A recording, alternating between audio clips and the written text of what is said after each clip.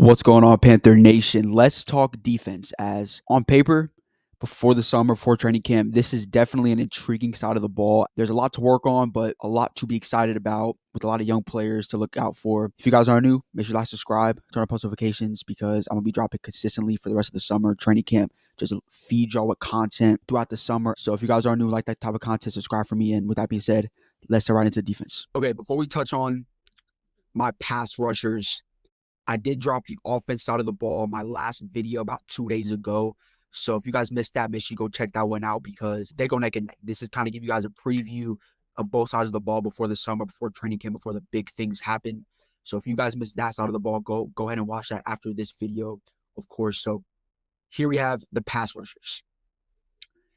I have little dots on the top right.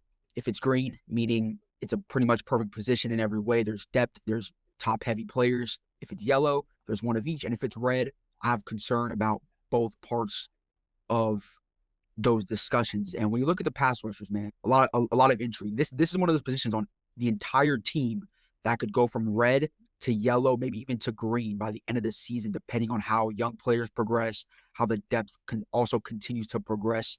This is a position I'll put at red right now because if we're looking at it, we have rookies at the top who Nick Scorin is a player that I'm not expecting to come in right away and just be this amazing pass rusher because he has stuff to work on. Princely, I do believe that he can come in and be a force right away, but he's a rookie.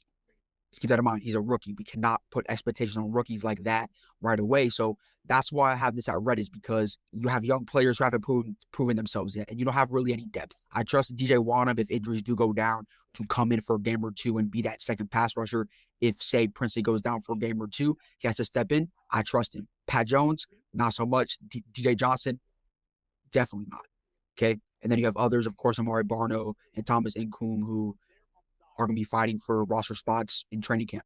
So the depth, it's there to a certain extent, but top heavy, not yet.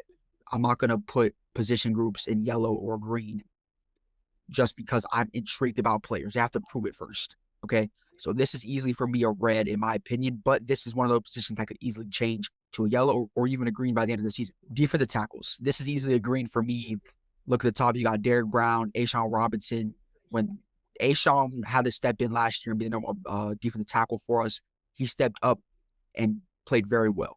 Of course, we had statistically one of the worst seasons in our franchise history on the ground in the NFL last year as well. A'Shawn was not a reason for that. It was, of course, because Derek Brown went down, one of the most ferocious, elite defensive tackles in the league.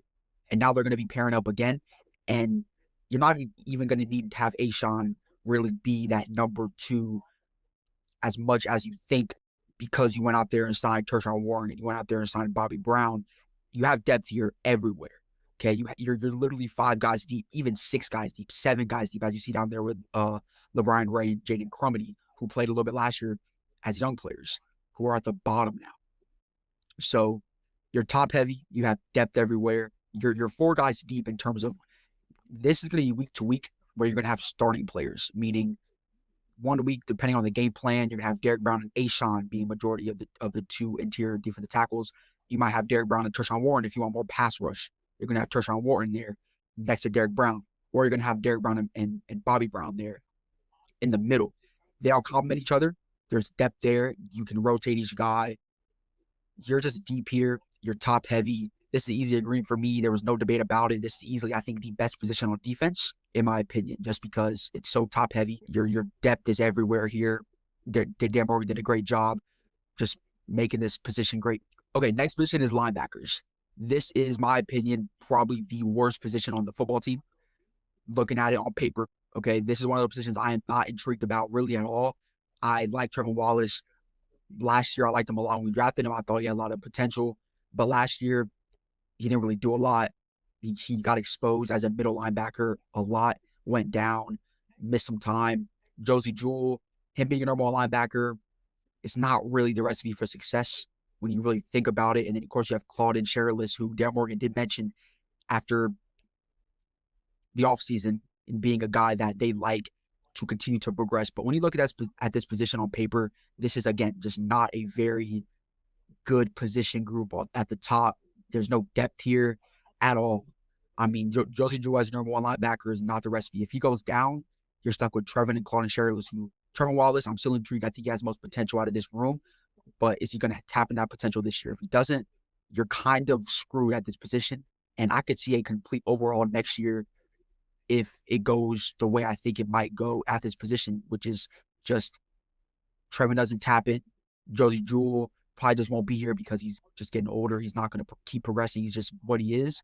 And it was kind of interesting. We didn't draft a linebacker, but because of how much we improved at almost every position, I love what Dan Morgan has been doing. It's kind of hard to overhaul.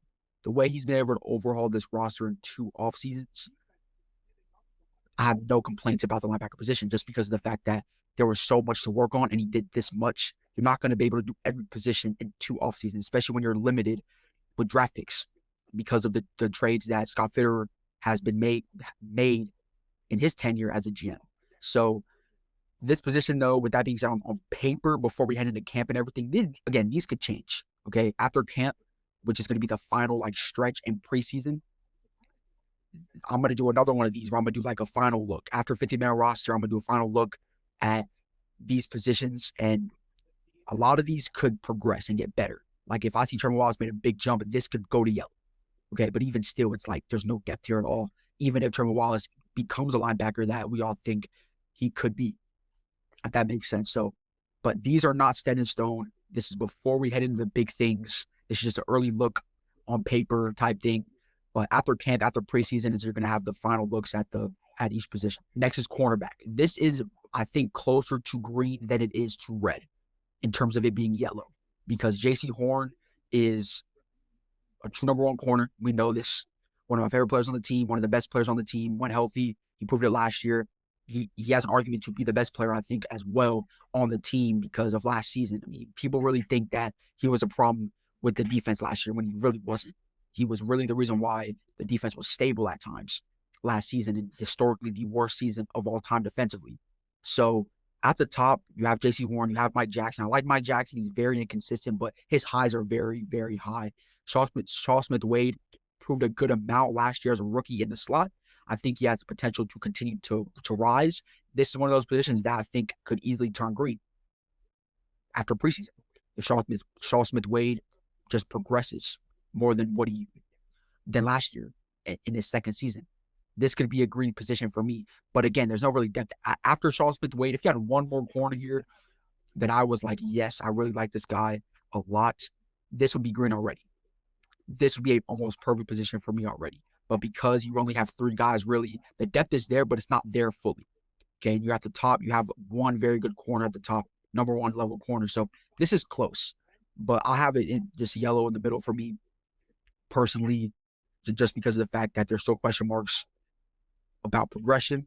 There's still question marks about if one player does go down out of these 3, what are you going to do? What are you going to do? Are you going to go with Shamar, who gets exposed sometimes? Caleb Evans, bro. There's not a lot of depth after these 3, which is kind of my point with this. So corner for me is yellow. It's in the middle.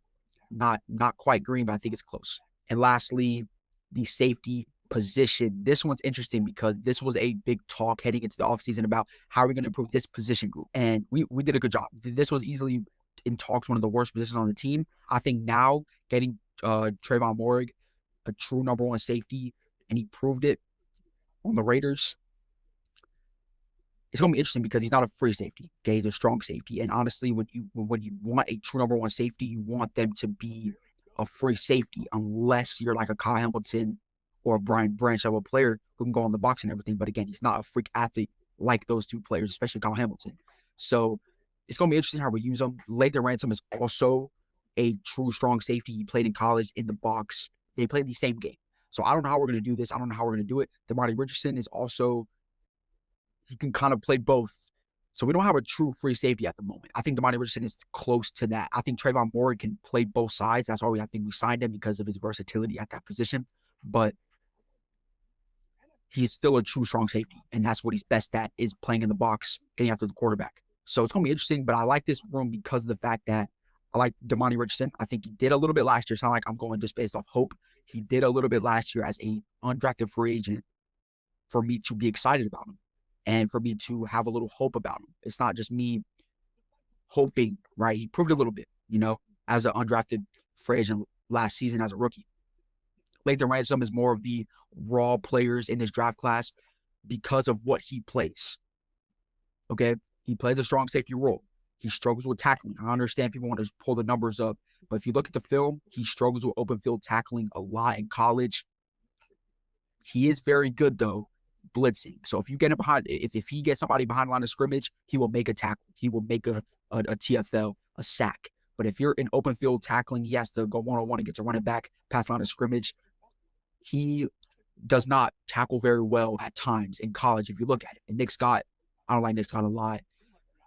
But there's depth there, I think. I think there's lots to work with in terms of potential. I think Damani Richardson has potential. I think Lathan Ransom definitely has potential. Trayvon Moore is already your number one safety. It's just going to be interesting how we use these players because they're all similar in terms of the positions they play. You don't have a true just ball hawk safety right now, which is why I want Xavier Watts so bad because he is a true ball hawk safety. But you missed on him. But getting Lathan Ransom at the back end, being that true strong safety, kind of like a Jeremy Chin type player, is what I probably envision him, really being in the future. It was a good pick.